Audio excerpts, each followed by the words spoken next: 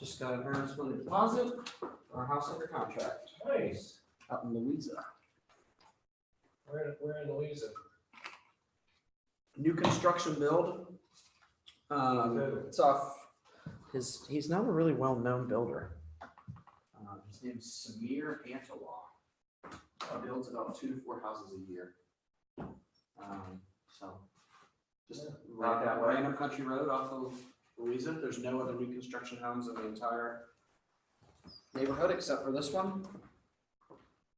So does he usually build out that way? Yeah, he builds strictly in Louisa.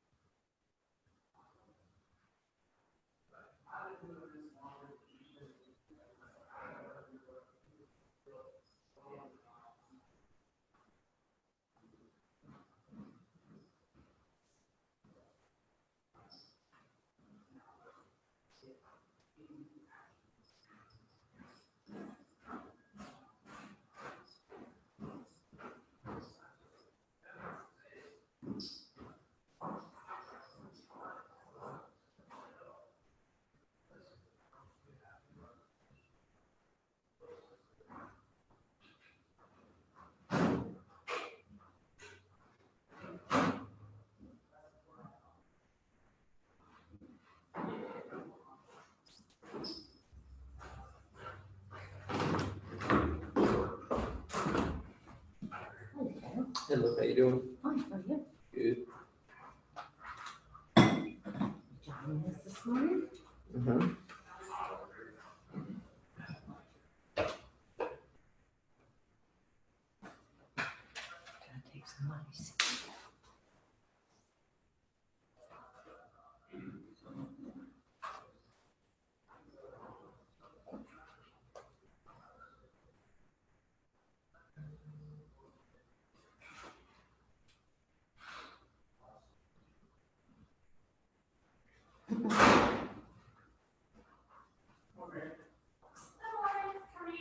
I'm wonderful, how are you? Morning. Let's go check in my reflector says, hey. Hello. And hey back. Good morning. I wonder if he meant to send somebody else.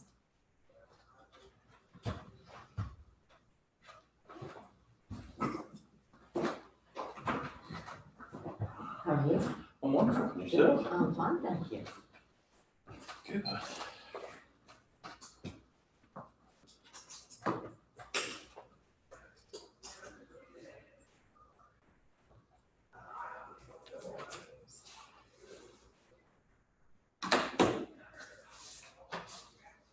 It's nice to see. It looks like somebody drove themselves to work this morning. Saw that. Yeah. Saw him flying in the parking lot.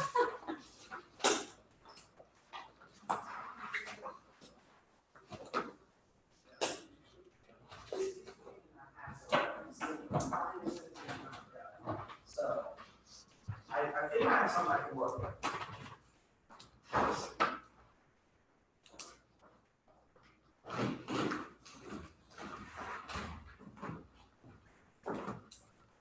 Hello. Morning. Ran into her mom Saturday. She told me. Oh, did she? Yep. Dana! She told me. Michael, how are you, sir? I'm wonderful, how are you? Great, thank you. Getting there. driving his Or did she? Yeah, I got cleared to drive last week. Right, which one I said, yeah, Judy Schrecker work at Talbot's too. she did. I thought so. So she's my favorite teacher. Oh, yeah? She's like the best teacher I've ever had. She tutored me, her son babysat me. We grew up in Glenmore. Uh-huh. And I thought she worked there. She did, part-time, yeah. Mhm. So what does she do now? She should be totally retired by She's great. Anyone know where she is right now? She's in Alaska. now. Is she really? For like the third time. Wow. But no, she was working for, Lakeland Tours. Or whatever, that's what it used to be. what's that company? World Service? Thank you. Well, it's Lakeland Tours. Yeah. She worked for it when it was I Lakeland didn't know Tours, that. yeah. I'm So that's sorry. what Yeah. always, Lakeland Tours always comes out before World Strikes for me. Yes. I was gonna ask you, Shannon, would you, Judy, sits there. Hanging out today too. Oh, okay. Love her. Oh, I like this. I haven't seen her in quite a few years. If I was trying to like have a webpage, you could probably get some more traffic.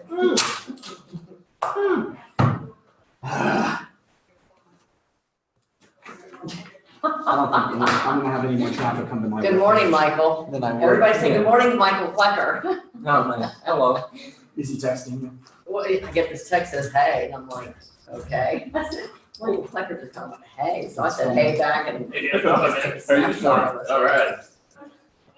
All right, I want to still like to see you. I'll sit over here. That's fine. That works for me. We can wiggle around and just make sure you don't block, They don't really need to, they don't need to see us, they just need to hear us. Is that fine? Yeah. Oh,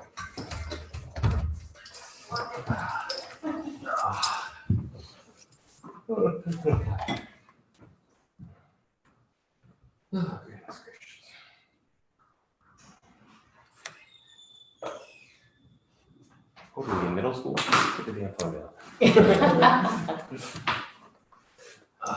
This is basically our job. I know, right? But I asked you not too long ago, I can be anywhere, inside a building, in my car, whatever, I go to pull up like Paragon on here, I hate it takes forever. the app's horrible.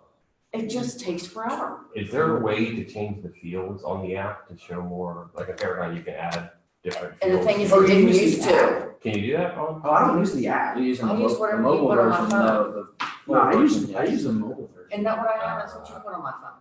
You get to choose when you go. So this is what I go to it.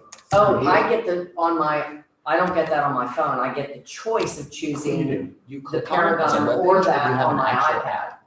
I'm sorry. Yeah. So this is like on it in your browser. Yes, I might want to move. Yeah, but I don't even get Yeah, that so on my that- phone. But you switch Was I it. not pretty enough to be in the way? Well,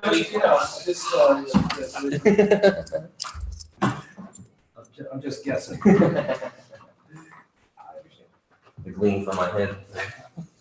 So, I was going to say it, but I was waiting for you. Mr. Plucker asked me to pass on to you that he just caused a total eclipse of the camera. So Michael's saying it instead. I'm all. Didn't have to See, say. I was trying to get you there before that happened, Gavin. Oh, yeah. I was trying to watch your back. That you do. Take a couple more copies of this. So glad to see your car in the parking lot. Yeah, that's pretty exciting. Yeah. Oh, you're talking about that. Yeah. Sorry, I forgot. Makes sense. Like yourself.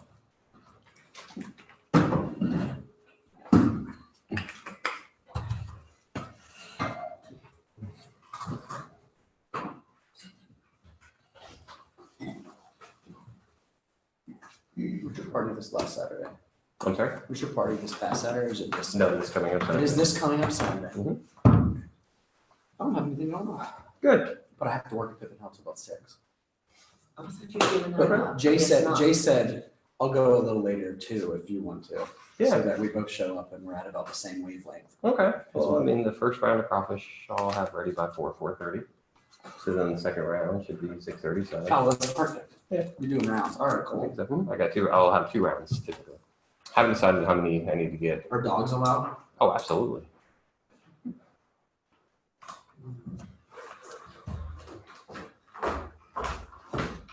There will be 5 dogs on the property already. How many acres do you have? 87.56. Ooh, nice.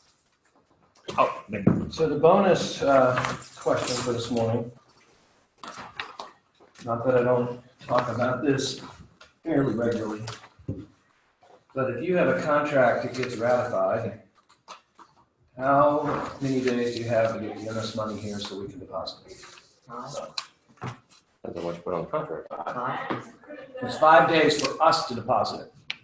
You're supposed to have it in within 72 hours so that we have time to deposit. But the Virginia Real Estate Board guidelines are, it has to be deposited within 5 days Mhm. of contract ratification. Unless something's been noted in the contract that differs from that. In other words, purchaser seller agree that earnest money is not to be deposited for a week or no later than, because the person didn't bring a checkbook or whatever the case may be. As long as buyer and seller agree as to what's going to happen, but if there's nothing, nothing changing, 72 hours to us, 5 days, I think it's 5 business days, that has to be deposited into our escrow account. Even if you put a longer term in that blank on the contract. That's unless you change it. Yeah. Exactly right. So if Okay. you put in a longer term, then it's fine. But if you Buy or left, sell- if you left it blank is what you're saying. Right. Yeah, okay. I got you. Now, that's the first thing. Second thing is, that's why the last page of the contract is important, where you put in the date of ratification. That obviously is what people go back to in regards to home inspection contingency, those kinds of things, but they also go back to earnest money. Because when was it ratified? It could have, might have gotten a check on May 4th, but it didn't get ratified until May 17th. Yeah. So May 17th is when the clock starts ticking, not when you wrote the contract. Doing a lot of work at Wintergreen, I learned, I say the hard way, everything worked out fine. When I send my little follow-up email to clients saying you're ratified, here's what you need to do. Right. Part of that is send your earnest money check to this office, obviously not to Wintergreen. And the first couple of times I did it, I put to my attention. And what happened was the mail came in, Mary, Debbie, whoever, saw the envelope, my name on it, they threw it in my mailbox, and it sat there for 3 days. Right. So I always put it to the attention of Mary now, so that somebody's going to open that Yeah. if I'm not here for 2 or 3 or 4 days. So again, the important thing is that that's your responsibility. Nobody else's responsibility is yours, and of course mine, because I'm the broker. So if it's being mailed, then you probably should put a longer period of time in, because with the mail here, just because the mail doesn't get here or whatever, that doesn't change anything as far as the Virginia Real Estate Board regulations. And what ends up happening is if it happens and I know about it, I have to self-report it to DPOR. And by self-reporting it, it means not only you, but me are now in trouble, because it's very clear. I mean, they don't mess around with escrow accounts down in Richmond. So just again, just a reminder that you got that check, and it's just another thing in your calendar that says, does Mary have the check yet? Right? Because if she doesn't, you got to figure it out. And on the listing agent side, you should be checking. When it gets to be those 5 days, to reach out to that buyer's agent and say, has the money been deposited into the escrow account? Because what you don't want to have on the listing side is for something to fall apart and you start working on whatever, getting released, and all of a sudden there's nothing to be released because the check never got there. That's not something you want to have to tell your seller. That money's not in an escrow account at this particular point. And who knows, worst case scenario, you get a buyer who's persnickety and they cancel the check because they don't want it to go in escrow account because they want to get out or whatever the case may be. You just don't want to put yourself in those places. So it's just another place where you want to have a tickler in your calendar or however you do it that says May 28th, that earnest money check supposed to be to the other company. I need to check with that other agent, or vice versa.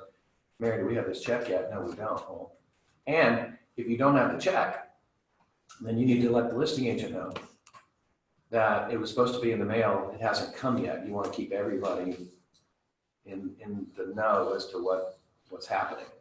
We just had, the reason I bring this up, we had a situation a couple of weeks ago. Thankfully, the last day the check got there, but not until like 5 o'clock on a Friday. And so we were able to substantiate that we got it on the last day, but it didn't get deposited until Monday. So technically it was beyond the time period, but the agent had told the listing agent, told the seller, and we were in a situation where we could say that we got it on this day, which then allowed us to get it into on the next business day. But just one of those things that when you get busy, it's one of those things that can be just, you don't think about. Specifically though, it's business days, correct? I have to go back and, I think it is business. I have to go back and look at the, Because oftentimes I'll write that my client has, 7 to 10 business, depending on their financial situation, they need a little bit more time to have a gift or whatever, I usually do about 7 to 10 days for the earnest money deposit. But again, oftentimes it'll fall on a weekend. It'll maybe the 10th day would be like Sunday, for example, or Saturday. I have to go back and look and see what, the contract, or the way I can answer it is unless it says business days in that paragraph, then it's calendar days. Okay. Because in the contract, it says unless otherwise specified. it's calendar days. But if it's specified business days, then, and I think it is business days again because of the fact that we can't deposit money on a day that is not a business day, like this weekend. Right. Memorial Day, yesterday was, the banks aren't open. So, anyway. Okay, what I wanted to do this morning is just take some time. This is more just for your, for some of you, just as a reminder. There's supposed to be 5 of these. Here's 17. Do you have 17 on the last page? Yes. Oh, good. Because the one I picked up. Yeah, there you go. So this is just a reminder for Dana, for you being new. I forwarded it to you this morning, attachment. We have a manual called Roadmap for Success. And it's about a 75-page manual. That has all these things in it, all these different outlines of things that you can do to get your stuff going. Talks about contract, talk about open houses, pretty much everything that you need in getting started is there. And so I printed these out this morning just because I wanted to talk about prospecting and just give you some ideas of things that you can do. I'm not saying you're supposed to do all these things, although it's not a bad idea to do them all. But the real big thing is just to remind you that that's there, and all you need to go. I'm pretty sure it's on in Dropbox. I think it's in Dropbox, right? So anytime you're thinking about for sale by owner, or thinking about expired listings, or thinking about whatever the case may be, you can go into Roadmap for Success, look at the table of contents, and there are these pages in there that you can go through and just kind of get some ideas as to what you want to do. Also, the YouTube channel that Chris keeps up to date. Again, all the past classes and things like that are in there that you can go back and search and go to Roadmap for Success, find the things that they're talking about, whether it's for sale by owner or 6 weeks and beyond or whatever.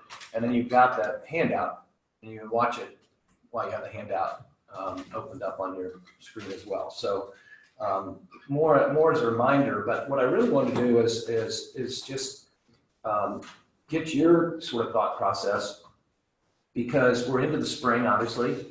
Let's say I missed a lot of the spring, but we're into the spring market, and we're about to go into the summer, where people start vacationing and doing things, and so things have a tendency to quiet down a little bit.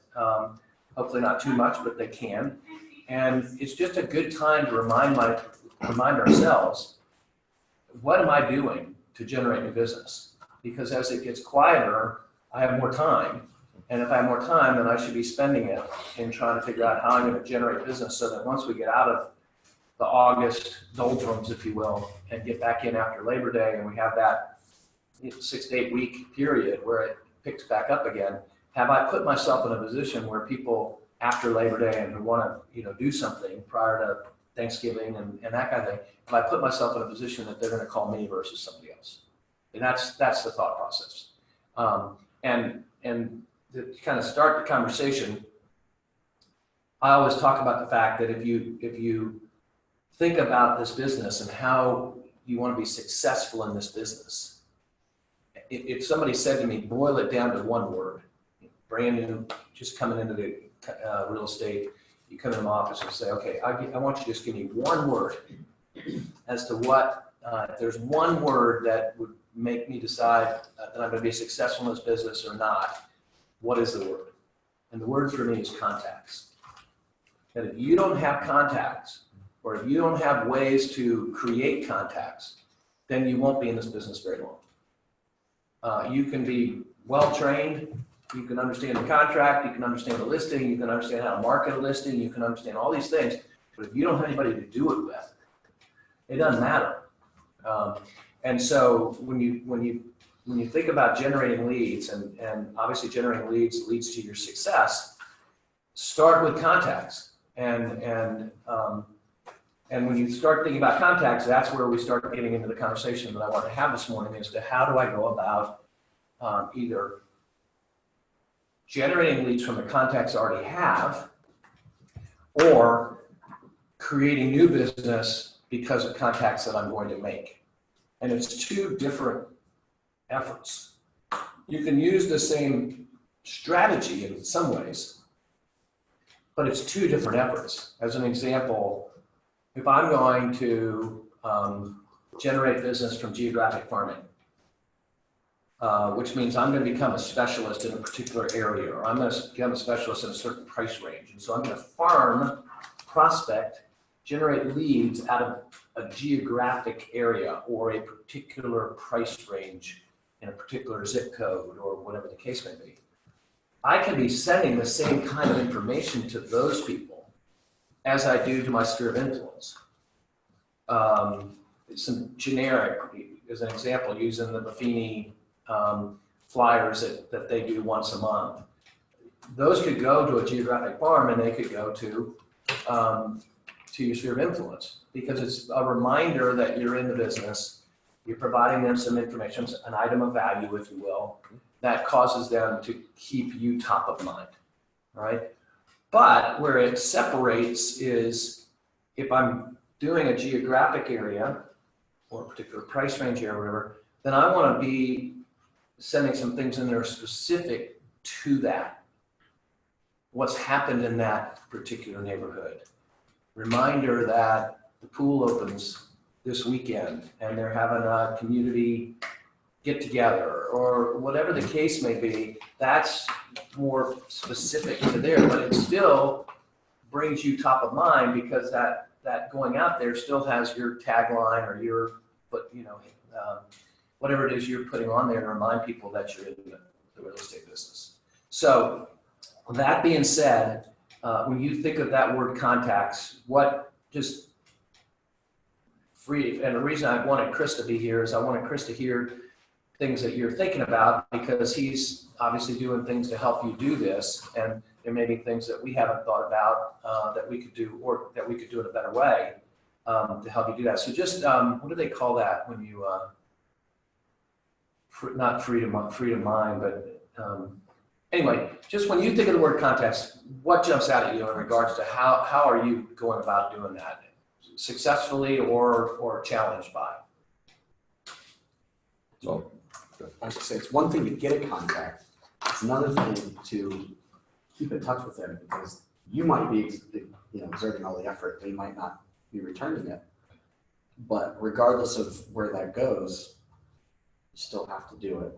But also just maintaining the contact, because for every lost contact, you need to find another one to replace them so that you can turn it into business. Right.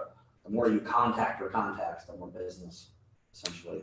So your word is mine is persistence, which is the same thing as relates to contacts. Okay, but persistence, but in that situation, there are people that you're gonna meet at an open house, or they're gonna reach out to you online or whatever the case may be, that you may respond to them and you don't get anything back. They actually ask, I'm interested in Wintergreen area, blah, blah, blah, and you respond to them and you don't get anything back. So now you've got a choice, right? How long do I continue to send something to them when they're not responding? I give it years at Okay. this point. But my point being is, how do you do it in years? So again, with the reason Chris is here, there are ways that you can create an auto drip campaign that you never touch. And those are the people that they sent you information, they want information, you don't hear from them, but they're still getting something from you. And what I've seen time and time again in recent years is when they're ready, they reach out. They may have reached out, they have insomnia or whatever, and we're looking at Wintergreen at 2 a.m. and said, I'd like some information. And then they don't go to Wintergreen again for a year. But then they go back and they say, boy, this place has really changed, and boy, the prices are still good. Now I'm ready. If I haven't continued to do something, there's a good chance they're not going to reach out to me. Whereas I've done something either on my own, manually, which is fine if you have the time to do that, or creating some sort of auto drip scenario. And it can be in between. It can be manual or auto drip. It could be a situation where you've got them in your email database, and on a monthly basis, you send something out to all your email database. Now, hopefully, if you've got geographic farm in that email database, it's a subgroup. And if you've got past clients in that database, it's another subgroup. And so everybody gets the generic, but the subgroups get something more specific to their situation. And so that, the point being is, you know, I sent out last week or whatever it was, the market report for the first few months of 2019. That's something that you can send out to the whole database, including people that said, I'm interested in getting information, because it's something they might be interested in. And it's just another, and so it's just a matter of taking that database and putting them into the to field and then forwarding out a link or whatever the case. It doesn't take much time. Or you can figure out an auto drip scenario like 5 Street or whatever the case may be, that you don't have to worry about it. It's just going to happen. Thoughts on that? It works. With Wintergreen, I made the classic mistake when I had no idea what was going on. It was probably 6 months, a year after when I started working up there. Somebody walked into the office, got their information, was sending them updates, and then they called and said, hey, do you remember me? And I was like, no, don't ever say that. You always remember them. That's right. So I learned, I mean, that was a few years ago. Things worked out in the end. But You were redeeming. you always remember them. Yeah. Is what I learned. But yeah, I mean, it works. Yeah. And I know we haven't gotten there yet, but your handwritten notes, that's a gold mine. Speaking of handwritten notes, I finally got a phone call from a mailing for the first time. And it was Avinity, because I drive by it every single day. I drive through the neighborhood all the time, just to out of curiosity. She responded to the mailing. I had a listing interview. I wrote her another note, said thank you so much for the opportunity to even be interviewed. I'd love to sell your house, have a great Memorial Day weekend. She sends me a text on Friday and says, send me a contract. Yeah. And I absolutely know that it was that letter that I left. That was the first thing she said. I put it on her door. I didn't put it in her mailbox. I put it on her door. To be the first thing she saw when she got home from work. Never put anything on a mailbox. Federal offense. No, he's saying he didn't mail it. I didn't mail it. okay. The first one was a mailing, did the interview, and then I went and gave her a handwritten letter on the door. I didn't have time to put it in the mail and send it to her, otherwise I would have. But mailings, I'm not afraid to, and emails, I'm not afraid to keep sending to people. Because it's a numbers game. Eventually, they're either, like you said, they're either going to ask you to stop, or they might actually finally say something to you.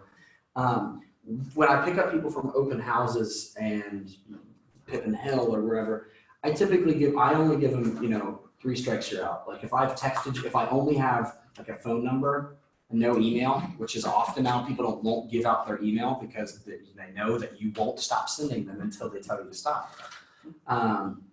Calling people and texting them in regards to open houses and trying to see, what they're looking at. I usually strike them out after 3. Because I don't want to keep wasting my time on them when I could either get a new contact that's going to be better or go back to my contacts that could be better. What could you do differently other than strike 3? It depends on the scenario. If I have their email address, I would wait. No, you don't. You got to Just text phone what you number? Just phone Just the number? text.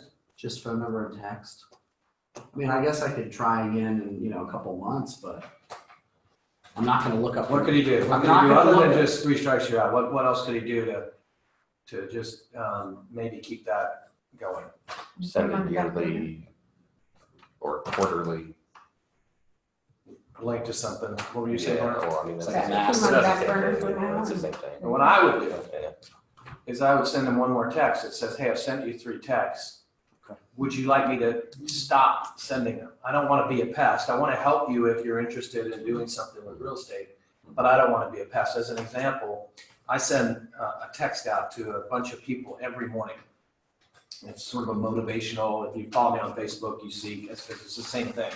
But I actually text it to probably 100 and some people over the years that have asked to be part of this. Well, I got sick and I couldn't move. And so from March 2nd till, I don't know when it was, probably the middle of April, I just didn't do it. And it kind of fun sidelight story is my sister, Meg, the day after everything started, she had read my post on Facebook. So she emails me or texts me and says, I don't know if you'd be interested in this, and if not, it's fine, it's not gonna hurt my feelings, but I would like to post something on your timeline every day for you until you're able to do it again, which was really sweet for me, for my sister to say that. And so we kind of did it together. For the first few weeks she did it because I wasn't paying attention. But anyway, the point being is, when I finally got to the place where I was ready to start texting again, sending the group texts out, the first thing I did, because it had been probably 6 weeks at least, I sent a text to everybody saying, for those of you who don't know, I've been sick, and that's why you haven't heard from me. This is your get out of jail free card. If you don't want to get my texts anymore, just let me know. And just send me an individual text, and it's fine. It's not going to hurt my feelings or whatever. Not one person said remove me. And a bunch of people, it was really great for me. A bunch of people said, oh, I'm so glad you're doing this again, and glad you're feeling better, and I was wondering what happened. And but the point being is, I gave them a get out of jail free card. They already blocked you like 6 months ago. That's right. And if they don't answer to the get out of free card, it means keep sending them. That's right. You're giving them that option. And so probably once a year or so, I'll send something like that out, because I send it out at 7:30, 7:45 in the morning. There's some people on the West Coast, they get that sucker at 4:30 in the morning. And I feel bad about it, but in one sense, but they don't say, don't do it. So They're smart, they have their phone airplane mode. right. But so anyway, the point being is, in that situation, let them make that decision. Don't make that decision for them, because again, they may not be back in Charlottesville. They went to Pippin Hill and whatever, and they may not come back to Charlottesville for 6 months. And you ping them 3 times, and they come back to Charlottesville, and they say, you know what, honey, who was that guy? You know, and now they don't remember. Yeah. So.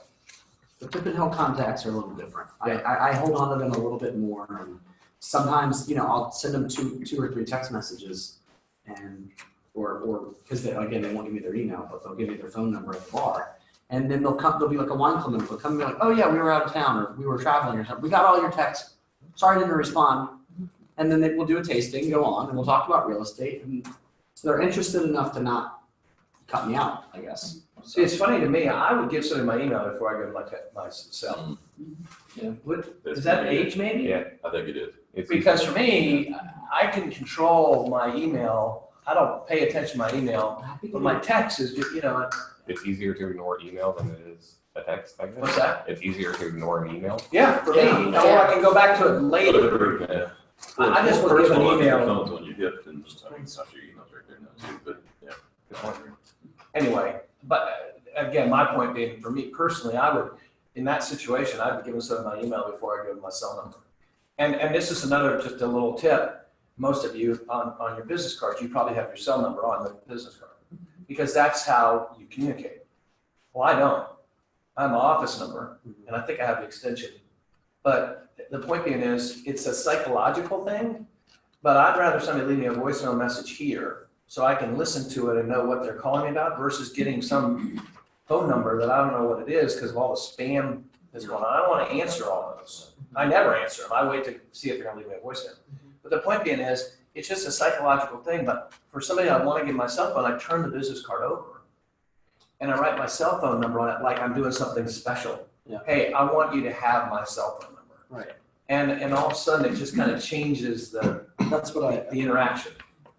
well, I guess my cell phone number's already on it. But I usually, what I will do is I will give them a business card, and then I will bring out another one and flip it over on the backside and write whatever contact information, or ask them to write whatever they're willing to leave.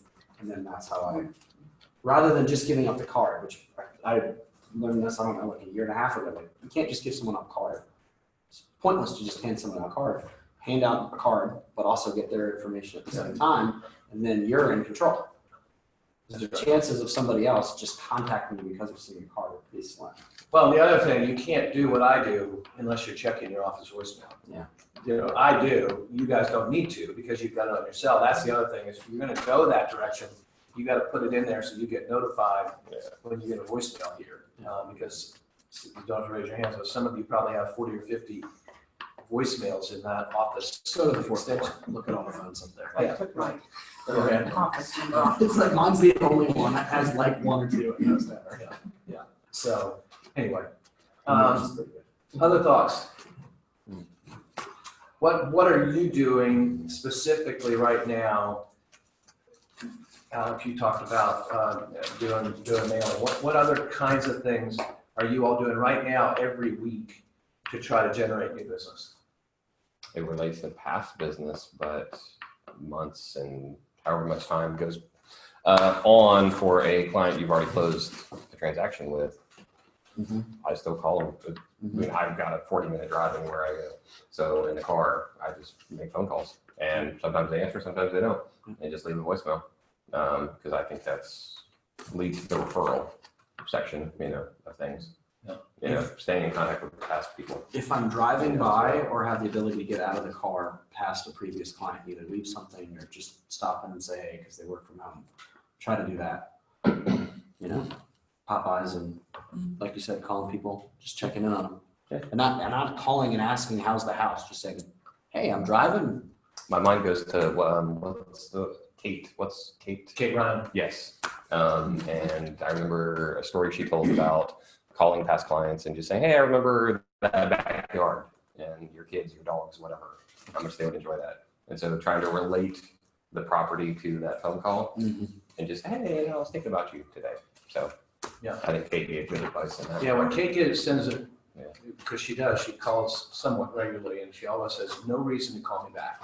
Yeah. Hey, Michael, this is Kate. No reason to call me back. I just want to let you know I was thinking about you today.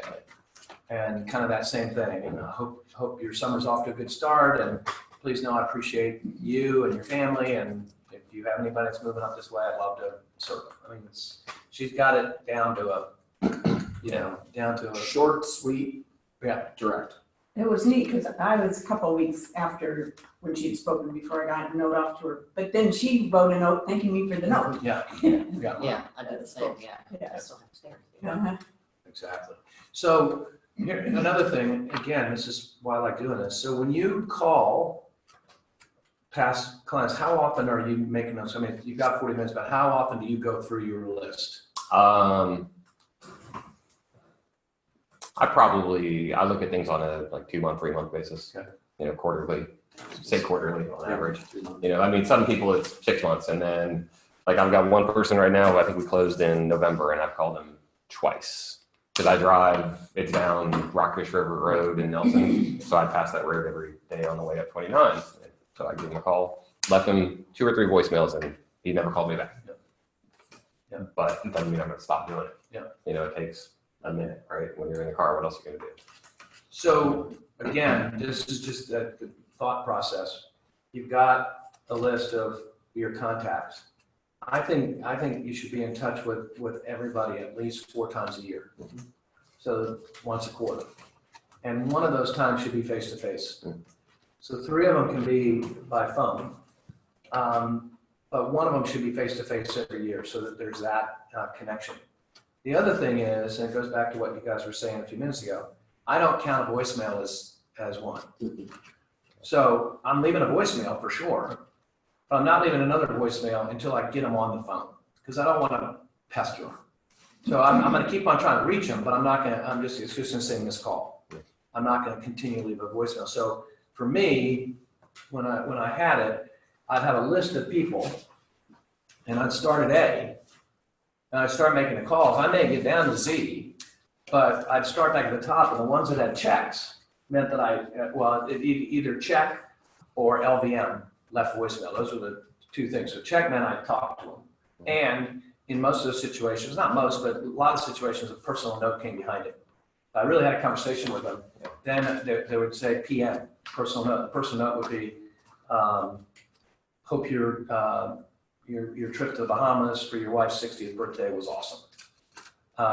Because that's what we talked about in the conversation. So what I would try to do is if they were leaving on the trip, I would write that personal note. So when they got home, it was in their mailbox.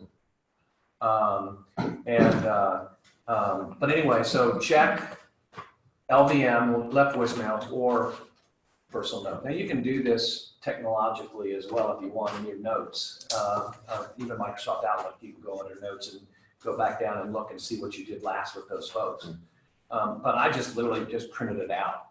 And it was just as easy for me, just having a hard copy of it by my phone And I did that. And so I get to Z and I go back up and I'd start all over again with what wasn't a check, which was no answer, NA, or left voicemail.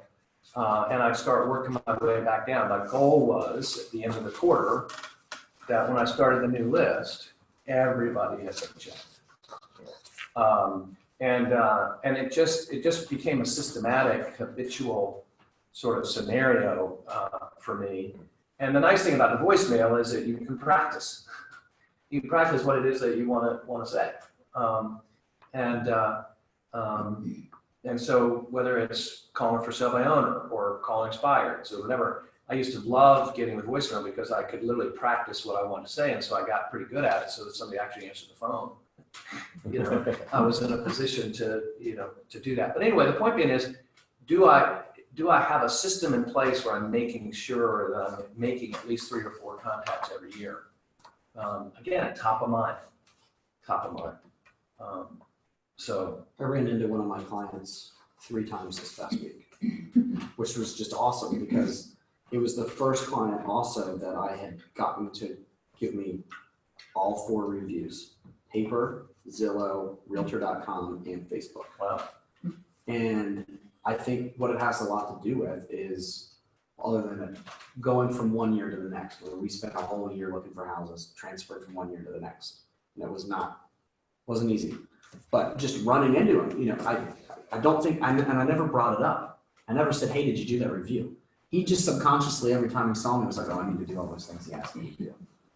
And then when I saw him at Lowe's on Saturday, I gave him and his girlfriend a big hug, and I said, thank you. You're successfully the first person to do all of the reviews for me. I literally couldn't pay you enough to just go do those reviews. And I said, I got a $30 gift card for Bodo's coming your way. Thank you for, because it's a big deal to get people to just even send back the paper review. Yeah. But again, it happened to be that, we're both getting stuff from new houses and just kept running into him at Lowe's. Yeah. But he also is a lighting guy, so he comes into Pippin Hill once a week. And sometimes our schedules match, which is how I met him to begin with. Sometimes they match, sometimes they don't. But the fact I ran into him enough just somehow, So even if I wouldn't have run into him, I had planned on doing Popeyes and bringing him, some housewarming stuff. Right. And I'm going to go do that, but now I've bought myself some time Yeah. to go see him more when, he might not be home. I think you said before, what's the return rate on the reviews that the company sends out? We probably get 1 out of 4, Yeah. probably, which is incredible. Yeah. And the whole reason is because we do self-addressed stamped envelope. And if we didn't do that, we would probably get 10% of that, but probably 1 out of every 4. I did about 200 a year on 100 transactions. How hard do you all find it to, not the paper version, but to get somebody to do like a Zillow, Realtor.com, they go to your Facebook page I tell them you can literally go to each website. When I ask them to do it, so you can literally go to each website, copy and paste the exact same thing. I don't, as long as you just take the time to do it. Do you have any strategies or what's your success rate on getting those reviews? Yeah, 25, maybe 50. Some do, some All don't. right, so I feel a little better about myself. Yeah, I mean, even probably a year or so ago, we added it into the survey where it has the links for Zillow on the paper survey. But to get somebody to do that, I think you do have to ask them to do it. Caitlin's really good about it. She gets nonstop internet reviews. I don't know if she's like texting. Carolyn, too. Yeah. Carolyn Revercombe, she gets she works hard at getting the Zillow reviews. And I've noticed like the agents that are buying the Zillow leads, the premier agent. I mean, you look at them and they have hundreds of reviews. Well, again, but they're working at that because they move up the ladder. Yeah. The more reviews you have, when somebody searches, Right. they find you It's just a numbers game. sooner. But again, the point being is, I think you have to.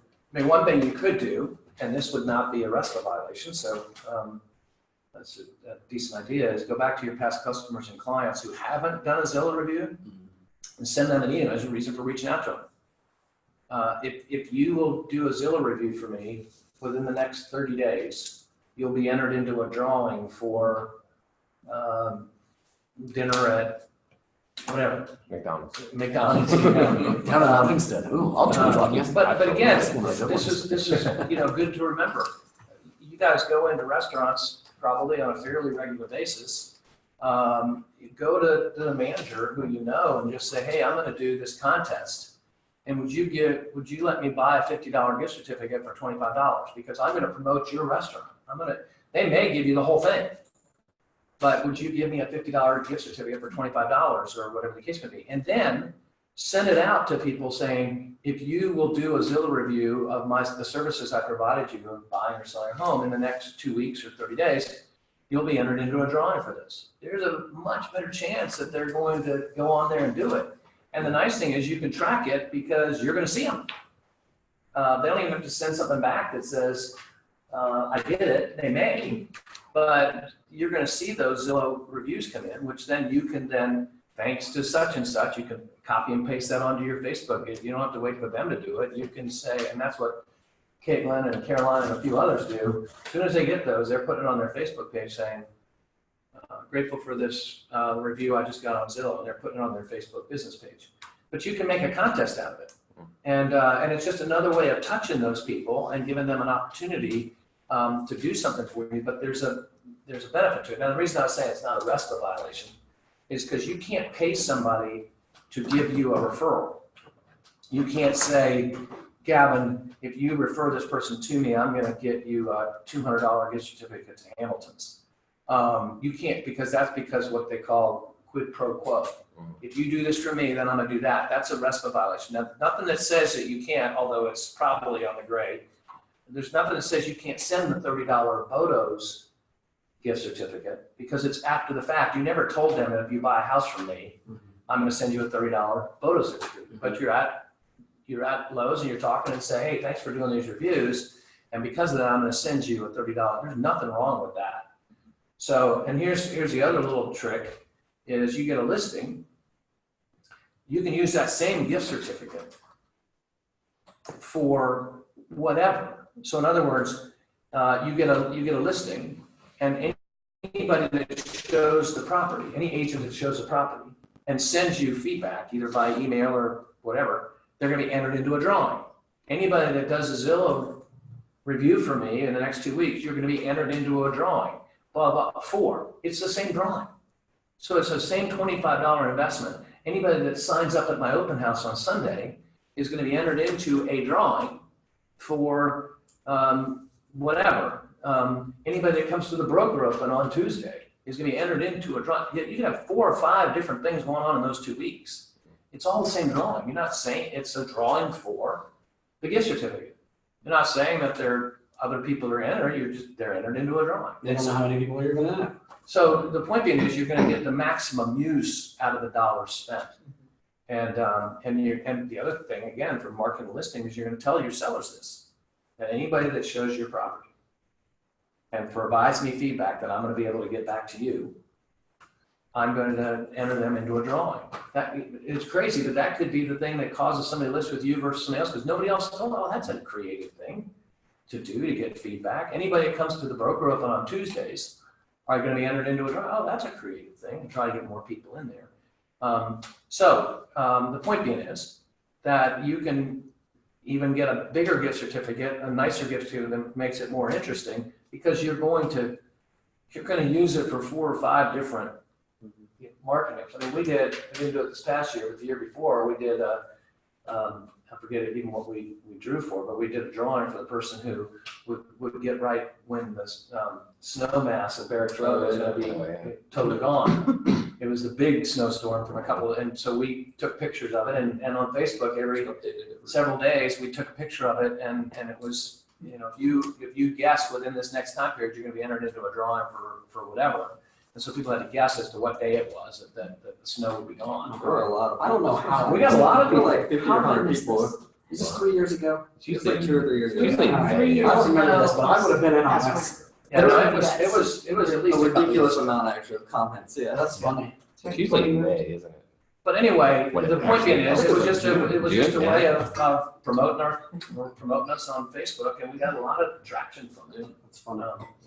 So the other thing that I want to pick up on this, because I don't think a lot of people think about this, And especially when the market's really good. Now, there's a lot of really good stuff in here, and you can look through it. And what I would encourage you to do is look through these things, and then as you look through them, choose 2 or 3 things that you haven't been doing that you're just going to start doing, and you're going to try it for the next month. Once a week, you're going to do it on a weekly basis over the next month, and just see what kind of response you get. I'd love to hear what things you pick and what kind of response you have. But the one thing I just want to hit on in the last few minutes is previewing. When the market's really active and things are selling pretty quickly, it's kind of hard to get out there and preview. And Barb, I know you're really good, and Logan, I think you're pretty good too in regards to the Tuesdays, going out and doing broker opens and things like that, which is great. But I would take it even one more level. Not that that's not a bad thing, but what I want you to do is really know Roy Wheeler's inventory. Make a commitment that you're going to preview X amount of houses per week until you've seen everything that we have. Because that way, whether you get a call in here or an email in here, or you're just out socially and people say, how's the market, blah, blah, I've been interested in doing something in this price range. You literally can say, oh, well, we've got 3 listings right now that are in that price range. That might be worth you looking at. If you ever want to take a look, please let me know. But the thing I wanted to touch base on in regard to generating new business, previewing is great because knowledge gives you confidence, and confidence makes you more natural in the way that you talk about things. But what if you take the reason I say 5 office listings each week is that doesn't sound like many, but what I would want you to do, make a commitment to, is preview at least 5 houses a week, and then go and knock on the doors of the houses next to them, left and right, and the one across the street. So for every listing that you preview, you go try to meet 3 of the neighbors. And the point of that is to generate new business. Because what you're going to do is, let's say you're previewing, you're going to do an open house, and you want to know what the competition is. That's a great time to preview. Okay, I'm going to hold an open house on Sunday, and it's going to be in Bentivar. And so what else is on the market in Bentivar? I want to go preview those houses. Or what else is on the market in Still Meadow, because that might be a move-up neighborhood to Bentivar. And so you go preview the houses in there, and then you go and knock on 3 doors, and you just say, hey, Michael Guthrie with a realty company, I'm going to be holding the house over at 1534 Bentivar this Sunday. And so I just previewed your neighbor's home, because I wanted to see what else was on the market. And I just wanted to introduce myself and ask you, how do you like the neighborhood? And do you enjoy living here? And you're not there trying to take a lot of time. It's real quick, but how do you like the neighborhood? Well, we really like it. Well, how long have you lived here? Oh, well, we original owners. Oh, wow, that's awesome. So it's really been a great house for you. Yeah, especially now that 29's, blah, blah. Well, that's great. If you ever need any help, I'd love the opportunity to answer any questions you have as it relates to real estate. I really appreciate your time. And you note the address, you come back to the tax records, the original owners, you go into that address and you write them a personal note. Dear Gavin, it was really great to meet you today. Thanks for taking the time. I really appreciate you letting me know about that pond in Bentivar. I had no idea it was there. And I won't tell anybody that's got great fishing in it. Whatever. But here's a personal note with your business card in there. And now you've added them to your database. The next place, maybe not in Bentivar, but let's say you're in a different type of neighborhood. The next person you meet, how long you been here? Oh, we've only been here 6 months. Oh, wow. So you just bought it. And you said, no, we're renting. Oh, really? So you've rented for 6 months. Okay, great. Now you got back at probably a year lease. And how do you like it so far? Have you enjoyed the neighborhood? Are you thinking yet about what you're going to do next? Because if you decide that you want to do something different, I'd love the opportunity to be of help to you. And here's my card, and if it'd be all right. Now in this situation, you have to ask because you're not going to go to the land records. But if it'd be all right, I'd like to add you to my database and send you pertinent information as it relates to renting versus buying or whatever the case may be. That'd be okay. Yeah, that'd be great. Super. Let me get your information. And then you get back to that. And you don't tell them this, but you get back to the office and you write them a note. Dear such and such, it was really great to meet you. I know I gave you a card, but here's another one. I look forward to helping you in whatever way I can. The point being is, for every house that I preview, I'm giving myself 3 more opportunities to meet somebody else and going full circle, making a new contact. And that contact hopefully moves up the real estate food chain. You know, they may initially turn out to be suspects because you have no idea whether or not they're ever going to return your call or whatever. But hopefully they do, and then they become prospects. And then as you build rapport with them and gain credibility and show people that you care, they become customers because they're starting to engage and whatever. And at some point, hopefully you sign them to an exclusive right to represent or a listing agreement, and they become clients, and ultimately they become buyers and sellers, which ultimately the food chain is dollars earned. And so it's just a creative way where you're not being a jerk. You've got a reason for knocking on their door. And if you're uncomfortable with it, do it together. Make a decision that I'm not so sure I want to knock on people's doors out in the neighborhood from a safety standpoint. Well, team up and say, hey, if we get something from it, we'll share it. And just see how it goes. But so from a previewing of just wanting to know our market, but particularly as it relates to open houses. Because the more that you can know what is out there, one, from a competition standpoint, but two, from a standpoint of when somebody comes in and they start talking about what they're looking for, if you haven't previewed, all you can say is, well, let me write this down and I'll pull some information out and I'll get back to you. How much more powerful is it when you say, I just saw a house a couple days ago that I think is right in your sweet spot. It's a little bit less than this one because it sounds like this is a little bit too much for you, but it's got 4 bedrooms. It's got a really nice backyard. Is that something you would like to possibly see or get more information on?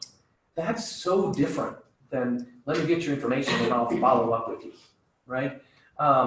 So from an open house standpoint, the previewing is really important of knowing what's around you. The other thing about previewing that's so important for you, especially the office listings, is you'll see which ones you want to hold open. And you take the initiative to reach out to Gavin and say, hey, Gavin, you got that listing over on such and such. When you hold it open again, if you don't want to do it, I'd love to. Versus, nothing wrong with it, but versus an agent calling you up and saying, hey, do you want to do an open house for me Sunday? And it's out in the middle of nowhere. And you know you're not going to get any traffic. And yet you don't want to say no because you want to build that relationship with that person. Or if you take the initiative of going out, then when somebody calls you and says, can you do an open house for me Sunday? You say, gosh, I'd really like to, but I'm already committed to this one. Well, how about such a, I'm doing this one 2 weeks from now because Michael's taught me that I should be doing one every 2 weeks kind of thing. But I'd certainly love to do one soon. And then the next time you preview a house that they have that fits what you're looking for, whether it's price range or condition or location or whatever, you go to that agent and say, hey, I saw you got that new listing. I'd love to hold that open. See the difference as far as taking initiative versus reactive If to it's a really good listing, you might not even get a chance to hold that open house. That's Which happened with me and Steve White the week. I was supposed to hold an open house for him, and he let me know on Sunday morning, hey, just won your contract. So, 2 things that I was going to comment on. One, the example you have of the guy that you know that walked around with coffee and hot chocolate. Yeah, Kirk, I can help. Yeah, I want to do that. And that idea just seems like, even in 2019, people are going to answer their door if they see you with a funny backpack. Dana, what this guy was, the guy that I patterned myself, or kind of let mentor me a little bit when I first got a business. He really had a backpack that had 2 things in the back. One was coffee and one was tea. And it came across in little deals. He had these little cups, and you knock on the door, and hi, I'm Kirk Kuykendall. I'd like to share a cup of coffee with you. Do you take cream in it? Whatever. And these little cups. It's Probably probably sounds like you was the next. crazy. And he's saying you can do it. I don't see how you get away with it these days. People think there's cyanide in it. I'm not doing that. But he was the first person that I really saw him build relationship in the areas he wanted to build. Every Halloween, he had a pickup truck and he delivered pumpkins to every doorstep. He did 3 or 4 times things a year into this neighborhood, and he controlled that market, boy. He knew exactly what he was doing and how many listings he was going to get. And if he got this many listings, how many were going to sell, and if this many sold, he knew how much money he was going to make. He had the thing down to the science, but he literally had this funky backpack that, hi, I'm Kirk Kuykendall, would you like coffee or tea? And then most people just kind of laugh and go, well, I don't want anything, but it's nice to meet you, I've enjoyed getting your mailings, that kind of thing. And it was just a shtick, it was just something he did to, anyway, that was one thing. The second thing is renters. I have had pretty good success with, yes, rentals are tough because you're not making a whole lot of money and you're probably running around doing a whole lot of work for the other agent essentially just to get it rented. But when you show that effort with your rental clients, they're almost more powerful than buyer clients because they go around and say, I've never worked with the realtor before. He helped me with the rental. I didn't even know realtors did that. And he showed me 10 properties and looked over my lease and made sure that my landlord didn't write something in a lease that I actually wound up getting tenants a fence. So look, they have a dog, they need a fence. We'll split the cost with you. We did an addendum to the lease. They agreed on the cost of the fence. And they've been referring me other rentals and people to buy. So I call that playing the money tree.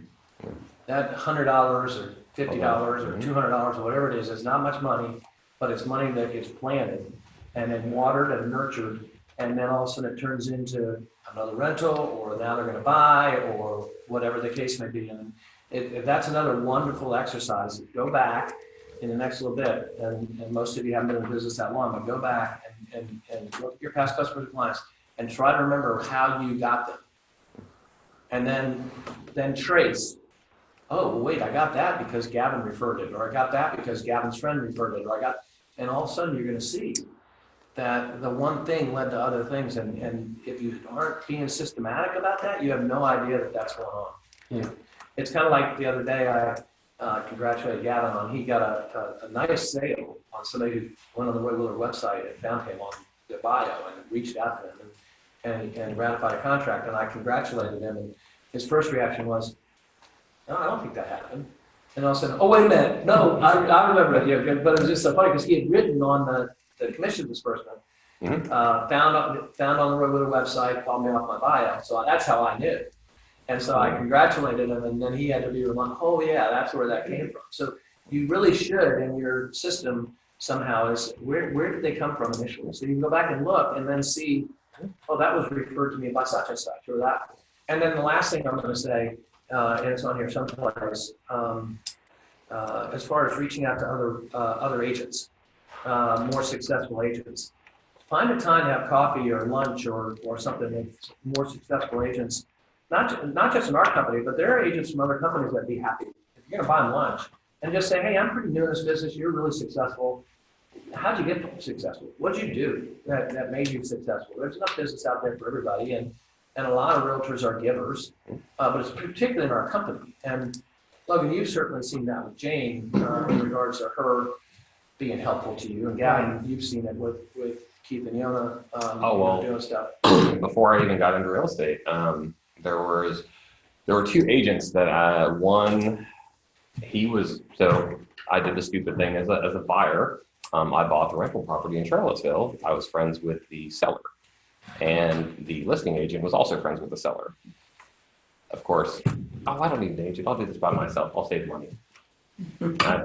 Anyway, that agent, I just closed the deal with him now. I took him out to lunch before I even got into real estate, and he sat down with me for an hour, and he told me good, bad, and ugly about the business. And then there was another one I met through the lender for that rental property that I purchased, and she referred me over to this gentleman. He's with Nest, and the other one's with Keller Williams. And I took them both to lunch and just said, tell me what it's like to be a real estate agent. And they said good, bad, and ugly. And to this day, I still respect them both, and I would call on them for anything I would need. Yeah. Well, and lastly, just because it's a great point. So you've got these two agents. Let's say you have a listing that is getting ready to expire, but you got a good relationship with the sellers. But the sellers say, you've done everything, but we just feel like we need to change. And there's nothing you can do to talk them out of it. You say to the seller, could I refer you to a couple people from other companies so you can get other information? Hopefully they don't tell you anything different than I've already done, so you stay with me. But if you should choose to go with somebody else, could I refer them? And the seller said, well, yeah, that sounds good. You refer them and get a referral fee. So you go to that agent and say, look, I'm going to lose this listing. I'm pretty sure I'm going to lose this listing. They've given me permission to refer them to a couple agents, and I'd like you to be one of them. But if you give it, would you pay me a referral fee? So at least you get something out of it. The other place that you can use that, and again, this is a differentiator in regards to listings, is if you've got a nucleus of people, and we do it within our own company for sure, but if you've got a nucleus of agents from other companies, do a private broker tour just for them, once you get the listing signed. Once you get the listing signed, say, I'm gonna have 3 or 4 of my friends from other companies come in and do the same thing that the Roy Wheeler agents are doing, talk to you about condition, talk to you about price. Those people oftentimes are heard stronger than the Roy Wheeler people because they're just your friends. But if you've got agents and you're gonna do it for them too. It's kind of like the Wintergreen broker tour. You tour each other's listings in support of each other. There's no reason not to use that to your advantage if you've got people like that you can trust and respect. So. Oh, yeah, that's very helpful. Go ahead. I had a neat rental experience just a couple weeks ago. A young couple was coming up from Florida, and they contacted me. That one was the church, and she had listed about 5 of the apartment complex because they knew they wanted to rent for a year. They don't know Charlottesville yet. It's working at the med center. So she'd sent her about 5 apartment complexes. And knowing that we had kind of a limited time and they were gonna fly in to do some looking, I went to each of those and then added one that hadn't been in their list. And met with the leasing office, introduced myself, left my card, and Ask for a asked fee. asked if they work with realtors, and they all did. And That's good. 'Cause a then, lot of them don't. yeah, I've found that the newer, like all of those newer apartment complexes on Fifth Street now, every single one of them gives a referral fee. Oh, cool. yeah. And Yeah. it might only be And they're $150 bucks. but- different, right. And so we had gone, really liked Stonefield. They did a great tour. But then we went to Fifth Beacon on Fifth. Yeah. And they loved the trees, and that's a lot closer to the med center. So that's the one that they went to. And we'd gone to about 5 that morning, and a couple were ruled out because they didn't have something open soon, like June 1st. And it just happens that they chose the one that did the best, is giving the best. So again, the money tree, what did you hear in that whole thing in regards to where the money tree could come into play? Well, there's follow-up because right after they had signed the lease and they were on their way back home, he emailed and said, Barb, we really want to, we're signed up the lease till September of next year. Because they have 3 different lengths of lease. But we now want to start thinking of where we want to, what we need to do toward our first home purchase and how much we need to set aside to be able to put down 20%. So could you give us some feedback on that? So they are. They are buyers now, But even more than that, what else did you hear in that? Anybody pick up on it? She went to all the different places. Right, treated and gave if they them ever have card. people Build building out. rapport with those people. Yeah. What else? And not writing notes. Where are they working? Yeah. That's it. Med Center. Mhm. Incredible referrals source. They're happy with the way you've done that. Hey, please let me know if you have people coming in to work in your department. I'd love to be helpful to them. Please let them know the kind of service I provided. That's just huge. Yeah, just huge. Yeah, I had a law student rental, and he sent me a couple of people that they weren't as interested in working with a realtor as he was, but he at least made the connection for me. And it could have led to business. It's the thought that counts at the end of the day. That they did. All right, guys. Thank you so much. Yeah. Thanks. Thanks, Michael.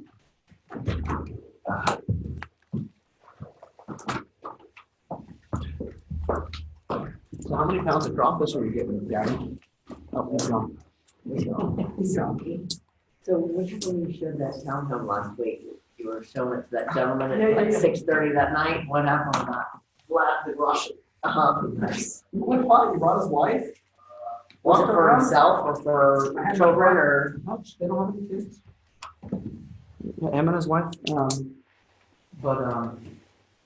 I had my client stay at the house. I said, look, you just stay at the house. Right. You work from Right. home. There's no need to leave. These people aren't represented, and it would make me feel better that I'm not going to get murdered and sign up my own list. No, they were really nice folks, and we all agree like this is kind of unconventional, but since they're not being represented by an agent, like it was actually okay for the, you know, for them to meet. I typically wouldn't have a buyer and a seller meet. Right. They, you know, sometimes it works. Sometimes it's good for people to, oh, I get along with their personality, or, oh, we're gonna bump heads. And two of them were talking and laughing, and so it couldn't have gone any better. Well, it could have, but he could have sent me an offer already. Right. But whose coffee mug is that? Is that yours? It's mine, yeah. Joe Jania? My son just finished his first year there. Nice, that's what I Yeah, want. did you? Yeah. He loves it. Out of last. Thank you. I did a little bit of studying while I was there. Yeah, What is that? my two older brothers went through